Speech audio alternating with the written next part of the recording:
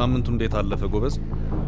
ባሳለፍነው ሳምንት የጠቅላይ ሚኒስትር አብይ አማካሪና የትግራይ ጊዜያዊ አስተዳደር የቀድሞ ፕሬዝዳንት ጌታቸው ረዳ የሚመሩት ስምረት ፓርቲ ኋላ ቀር ሲል የጠራው የህወሓት ቡድን ከባድ መሳሪያዎች ወደ አማራና አፋር ክልሎች በማስጠጋት ተኩሱ በመክፈት ለግጭት ዳር ማለቱ ክልሉን ወደ ዳግም የጦርነት ቀጠና የማስገባት ስጋት አሳድሯል።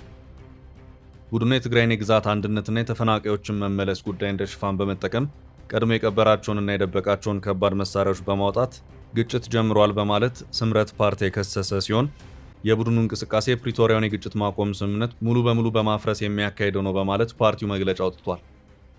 የህወሓት ቡድን ይህን ጦርነት የጀመረው ከኤርትራ መንግስት ጋር ተሰልፈው ነው በማለት ፓርቲው የከሰሰ ሲሆን ሳልሳይ ወያነና የትግራይ ነጻነት ፓርቲ ዓለም አቀፍ አጋሮች በፌዴራል መንግስቱና በትግራይ ኃይሎች መካከል መጠነ ሰፊ ግጭቶች እንዳይፈጠሩ ፍጥጫው እንዲረግብ ጥረት እንዲያደርጉ ጠይቀዋል። በተያያዘ በትግራይ ክልል ውጥረት እየናረ መምጣቱንና በአንዳንድ የክልል አካባቢዎች ዳግም ግጭቶች መቀስቀሳቸውን የሚገልጹ ሪፖርቶች መውጣታቸውን ተከትሎ የአፍሪካ ህብረት ኮሚሽን ሊቀመንበር አሊ ዩሱፍ ሁሉም ወገኖች እንዲታቀቡ በጥብቅ አሳስበዋል። ይህ በእንዲህ እንዳለ የባርባዶስ ጠቅላይ ሚኒስትር ሚያ አሞር ሞቴሊ ባለፈው ሳምንት ከኮሜዲያንና ከቴሌቪዥን ፕሮግራም አቅራቢው ትሬቨር ኖህ ጋር ባደረጉት ቃለ ምልልስ በታላቅ የኢትዮጵያ ህዳሴ ግድብ ላይ ያላቸውን ጽኑ ድጋፍ ገልጸዋል። ጠቅላይ ሚኒስትሯ ፕሮጀክቱን አብዮታዊ ሲሉ የገለጹ ሲሆን የግድቡን አስፈላጊነትም በአፍሪካ ውስጥ ካለው ዘላቂ ኃይል እጥረት አንጻር አብራርተዋል። የኢትዮጵያ ህዝብ ቁጥር ከ100 ሚሊዮን በላይ መሆኑንና ከዚህ ውስጥ ግማሽ ያህሉ ብቻ የኤሌክትሪክ አገልግሎት እንደሚያገኙ የጠቀሱት ሞትሊ የህዳሴውን ግድብ በመላው አህጉሪቱ ለሚታዩ የልማት ተግዳሮት ስትራቴጂካዊ መፍትሄ መሆኑን አንስተዋል። ጠቅላይ ሚኒስትሯ ታላቅ የኢትዮጵያ ህዳሴ ግድብ ከመሰረተ ልማት ፕሮጀክት በላይ ከፍ የሚያደርገው የተገነባበት መንገድ እንደሆነ አጽንኦት ሰጥተዋል።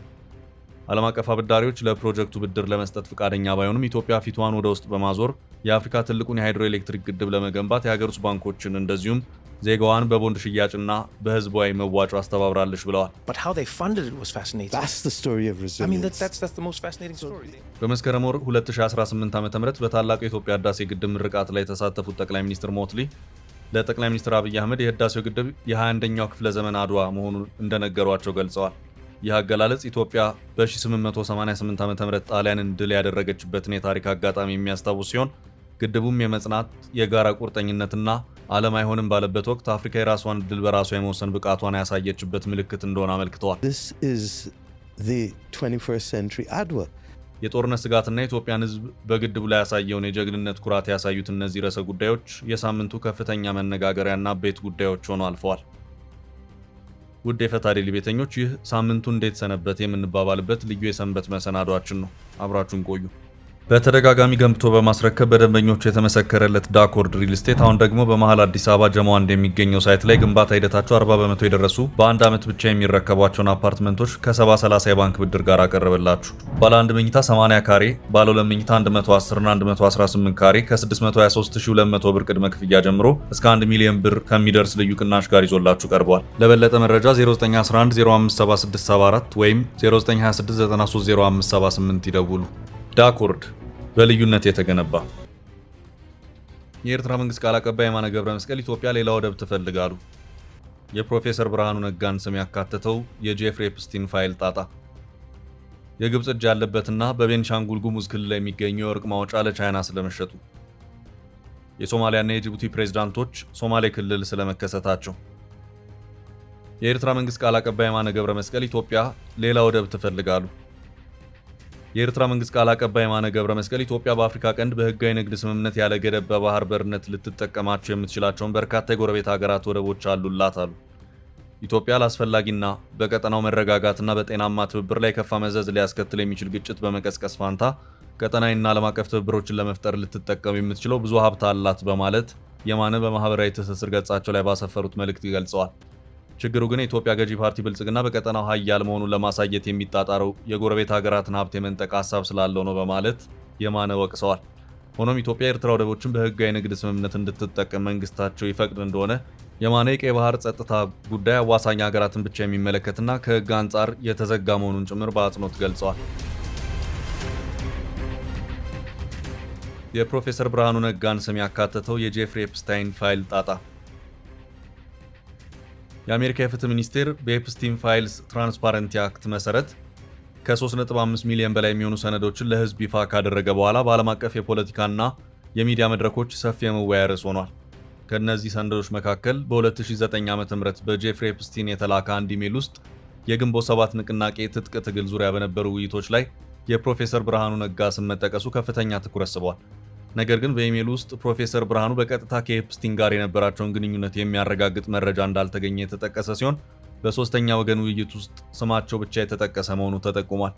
ፕሮፌሰር ብርሃኑ በበኩላቸው ጄፍሪ ኤፕስቲን የተባለ ሰው በፍጹም አላውቅም፣ በሕይወቴም ከእሱ ጋር ምንም አይነት ግንኙነት አልነበረንም በማለት በኢሜይሉ የተጠቀሰው የኢሜይል አድራሻ የሳቸው እንዳልሆነና የሌላ ግለሰብ ሊሆን እንደሚችል በመግለጽ ማስተባበላቸውና አስተያየት ሰጪዎች ያልተረጋገጠ ማስረጃ እንዳያስፋፉ ማሳሰባቸው ተጠቅሷል። ይህ በእንዲህ እንዳለ እነዚህ ሰነዶች መለቀቃቸው በ2025 በጸደቀው የኤፕስቲን ትራንስፓረንሲ አክት መሰረት ሲሆን ዓላማው የጄፍሪ ኤፕስቲን የጾታ ወንጀል ኔትወርክ ሙሉ በሙሉ በሕዝብ እንዲታወቅ ማድረግ ነው። የፍትህ ሚኒስትሩ ግን ከእነዚህ ሰነዶች መካከል ብዙዎቹ ያልተረጋገጡ ክሶች፣ ያልተፈተኑ መረጃዎችና ግለሰቦችን ያለ ማስረጃ ሊያጠራጥሩ የሚችሉ ጽሑፎች እንዳሉ አስጠንቅቀዋል። ባለሙያዎች እንደሚሉት የጄፍሪ ኤፕስቲን አይነት ሰነዶች መለቀቅ ብዙ ጊዜ የተዛባ ትርጓሜ፣ የፖለቲካ መጠቀሚያና የስም ማጥፋት ዘመቻ ሊያመጣ ይችላል። የግብፅ እጅ ያለበትና በቤኒሻንጉል ጉሙዝ ክልል የሚገኘው የወርቅ ማውጫ ለቻይና ስለመሸጡ።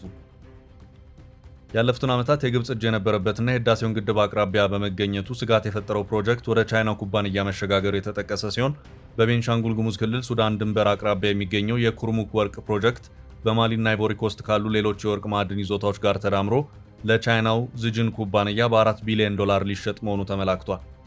ከፍተኛ የወርቅ ክምችት እንዳለበት በሚታመነውና ከአሶሳ እስከ ሱዳን ድንበር በተንሰራፋው የ100 ኪሎ ሜትሮች የኩርሙክ ወርቅ ፕሮጀክት እስካሁን ይዞ ያስተዳደር የነበረው አላይድ ጎልድ ኩባንያ ፕሮጀክቱን ለቻይናው ዚጂን ኩባንያ ለማስተላለፍ የተዘጋጀ መሆኑን የዓለም አቀፍ ፋይናንስ ገበያ ዘገባዎች አመልክተዋል። አላይድ ጎልድ በማሊና አይቮሪ ኮስት ካሉት ይዞታዎች የኢትዮጵያው በኩርሙክ መጠኑ ከሌሎቹ ከፍ ያለና 1000 ቶን የተረጋገጠ ክምችት እንዳለ ይታመናል።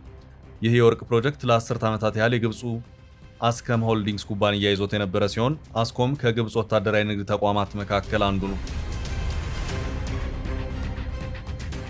ጠቅላይ ሚኒስትር አብይ አህመድ ወደ ስልጣን ሲመጡ የወርቅ ፕሮጀክቱ ከህዳሴው ግድብ ጋር ባለው መቀራረብ ሳቢያ የግብፁ አስኮም ለቆ እንዲወጣ መደረጉን ለጉዳዩ ቅርብ የሆኑ ምንጮች ያስረዳሉ።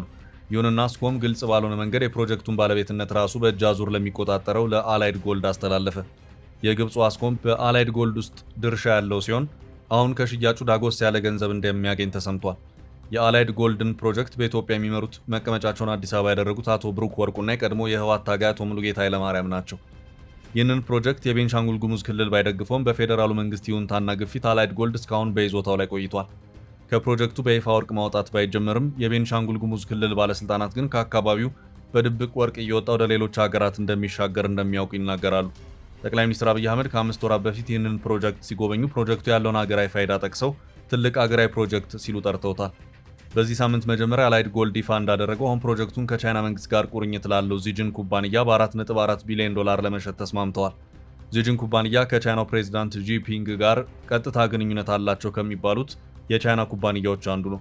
በአፍሪካ የካናዳ ኩባንያዎች በማዕድን ዘርፉ ላይ በስፋት ተሰማርተው የሚገኙ ቢሆንም በዓለም አቀፍ የፖለቲካ አሰላለፍ ለውጥና እየገጠማቸው በመጣው የፋይናንስ እጥረት ለቻይና ኩባንያዎች ጋር አንድም በሽርክና ወደ መስራት ሲሸጋገሩ፣ ሌላም ጊዜ ፕሮጀክቱን ለቻይና በመሸጥ ከገበያው ሲወጡ ታይተዋል።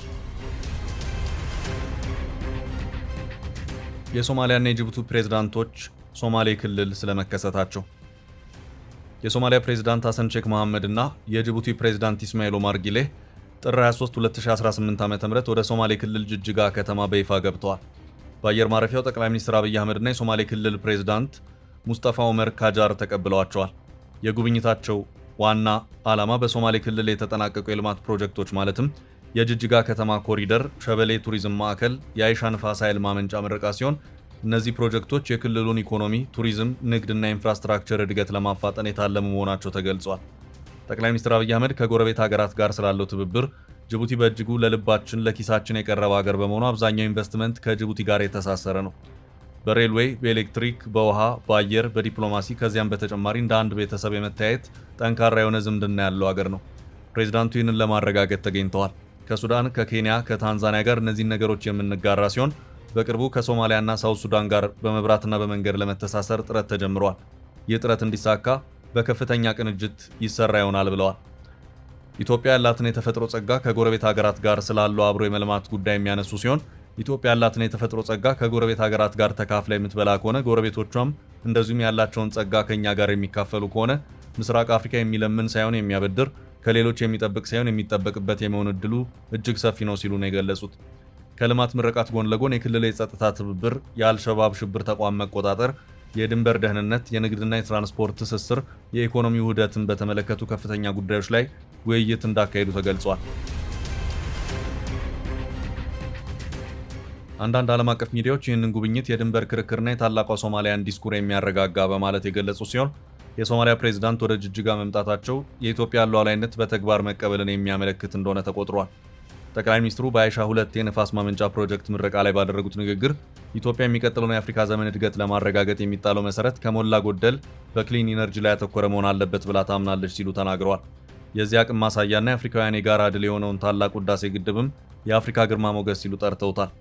በሶማሌ ክልል በሽንሌ ዞን አይሻ ወረዳ የተገነባው የአይሻ 2 የነፋስ ኃይል ማመንጫ ፕሮጀክቱ በሙሉ አቅም ወደ ስራ ሲገባ 120 ሜጋዋት ኃይል የማመንጨት አቅም አለው። በአሁኑ ወቅት በ32 ተርባይኖች 80 ሜጋዋት እያመነጨ ሲሆን 1.1 ኪሎ ሜትር ርዝመት ባለው በባለ 230 ኪሎ ቮልት የማስተላለፊያ መስመር አማካይነት ከነባሩ የሆርሶ ጅቡቲ ባለ 230 ኪሎ ቮልት መስመር ቆርጦ በመገናኘት ወደ ብሔራዊ ኃይል ቋት እንዲደርስ ተደርጓል። ነሐሴ 28 ቀን 2014 ዓ.ም የስምንቱ ተርባይኖች የፍተሻና የሙከራ ስራ በማጠናቀቅ ኃይል ማመንጨትና ከብሔራዊ ኃይል ተቋማት ጋር የማገናኘት ስራ ተሰርቷል። ሰኔ 9 ቀን 2012 ዓ.ም የሁለተኛው መስመር የነፋስ ተርባይን ጄኔሬተሮች ተከላ ተጠናቋል። ቀሪ 16 ተርባይኖች ስራ በምዕራፍ 2 ለማጠናቀቅ እየተሰራ ሲሆን የኢትዮጵያ ኤሌክትሪክ ኃይል በዚህ ማሻሻያ መሰረት 71 ሚሊዮን 729,165.66 የአሜሪካን ዶላር ከራሱ ከተቋሙ የፋይናንስ ምንጭ መድቦ እንዲቀጥል አድርጓል።